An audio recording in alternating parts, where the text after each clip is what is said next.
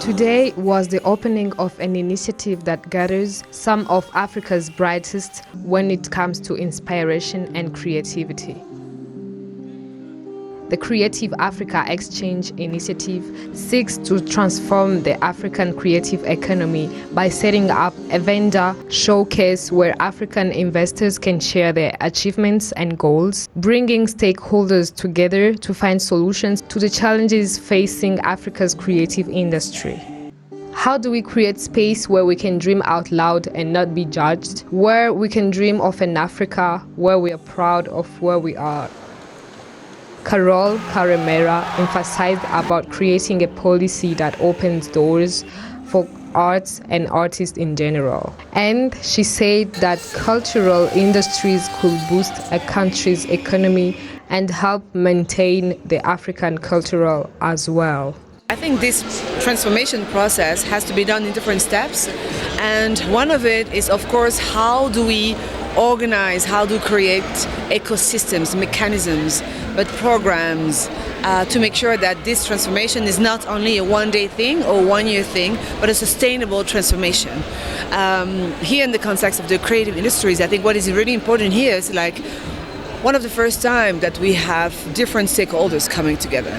It's not only creatives, we have policymakers, we have financial institutions, we have innovators, we have people involved in new technology, etc.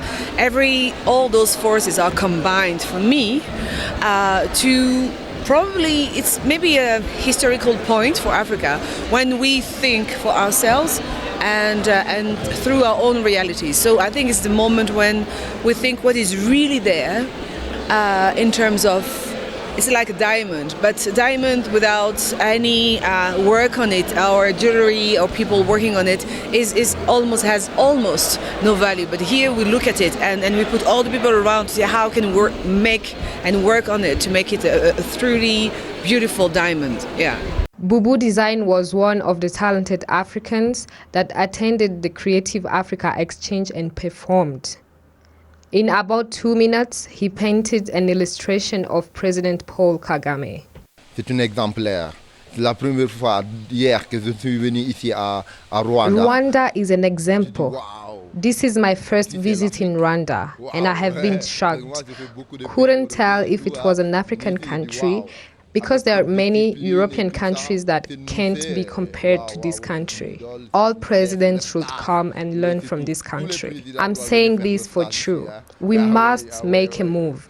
Personally, I paint using varnish, and it's normal. We must use all our skills, and we have to do it without negatively affecting anyone. Let's innovate, because we can do it all as long as we're not being a hindrance to anyone else.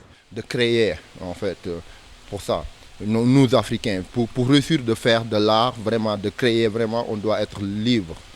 We need to change our view towards the issue of piracy and intellectual property rights, not shying away from taking action toward their protection.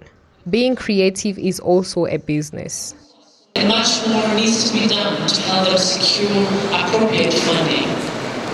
I trust that with the involvement of Afrexim Bank and also the other financial institutions that are represented here, the funding challenge can be addressed and have a lasting solution. But how far can funding lead us if there are no legal measures to protect the artistic industry? This brings me to the second challenge, the protection of intellectual property. Greater efforts are needed to be deployed and protect intellectual property rights. During this event, Benedict Oroma, president of the African Export and Import Bank, Afrexim Bank, announced a $500 million envelope to support the production and trade of African cultural and creative products over the next 2 years.